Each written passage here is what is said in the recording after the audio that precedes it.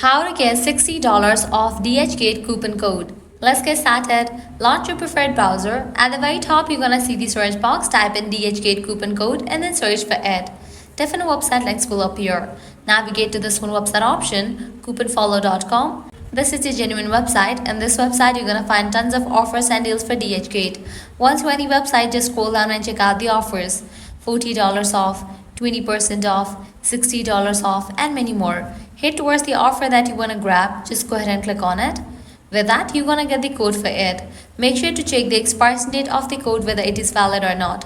If it is valid, copy the code and click on redeem at DHgate. You'll be directed to the official website of it. Once you're on the website, you can go ahead and log into your account, make your purchase and pause it to checkout. In the checkout page, you're going to find the section of codes. Over here, type in your code and confirm your purchase. With that, you're going to get the discount. Likewise, you can also try out other offers, as in this website, you're going to find amazing offers and deals for DHgate. To grab any of the offer, you have to use same exact steps.